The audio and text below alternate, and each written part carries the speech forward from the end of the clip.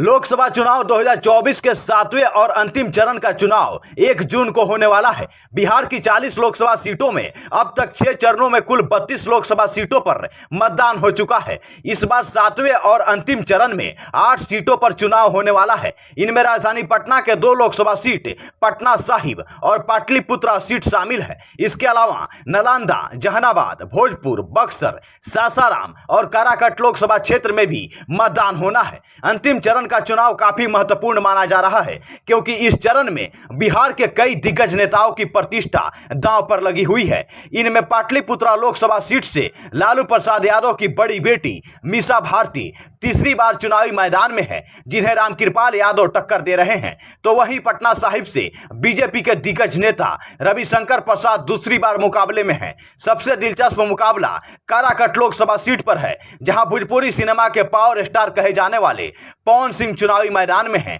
तो राष्ट्रीय लोक मंच के सुप्रीमो उपेंद्र कुशवाहा उनको कड़ी टक्कर देने के लिए चुनावी मैदान में डटे हुए हैं। वहीं इस सीट से सीपीआई एमएल से राजाराम सिंह चुनावी मैदान में उतरे हुए हैं, जिससे कि यहां त्रिकोणीय मुकाबला बन चुका है। आरा में पूर्व आईएएस ऑफिसर और 2 बार सांसद रहे आरके सिंह की प्रतिष्ठा भी दांव पर लगी हुई है। इस चरण में भी इंडिया गठबंधन और एनडीए गठबंधन दोनों के कई बड़े नेताओं की प्रतिष्ठा दांव पर लगी हुई है। 1 जून को होने वाले चुनाव के लिए आज देर शाम तक चुनाव प्रचार बंद हो जाएगा। शांतिपूर्ण मतदान कराने के लिए चुनाव आयोग ने पूरी तैयारी कर लिया है।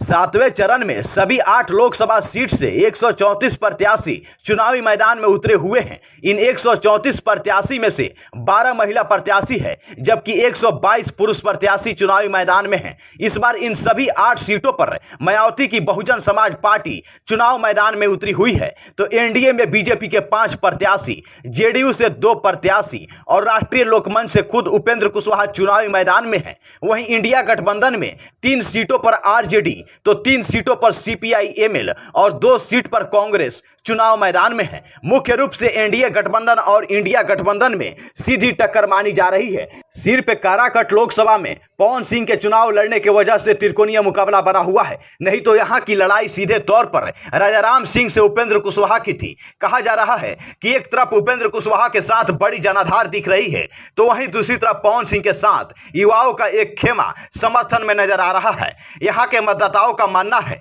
कि एक बार फिर से उपेंद्र कुशवाहा को वोट करना चाहिए, क्योंकि वह जीतेंगे तो पीएम मोदी के हाथों को मजबूत करेंगे। साथ में उनको केंद्रीय मंत्री बनाए जाने की भी चर्चा है, जिससे कि इस क्षेत्र का विकास तेजी से होगा। चुनाव आयोग ने सभी 8 लोकसभा क्षेत्र में कुल 16,634 मतदान केंद्र बनाया है। इनमें ग्रामीण क्षेत्रों में 12,749 मतदान केंद्र, जबकि शहरी क्षेत्र में 3,885 मतदान केंद्र बनाया गया है। चुनाव आयोग ने इनमें से 7,878 मतदान केंद्रों पर सीसीटीवी कैमरा लगाए हैं, जिसका कंट्रोल रूम पटना निर्वाचन आयोग कार्यालय में बनाया गया है। इन सभी मतदान केंद्रों के लिए ईवीएम मशीन में वोटिंग करने वाले बीईओ मशीन की संख्या 27 या 947 है, जिसकी तैयारी चुनाव आयोग ने पूरी कर रखी है।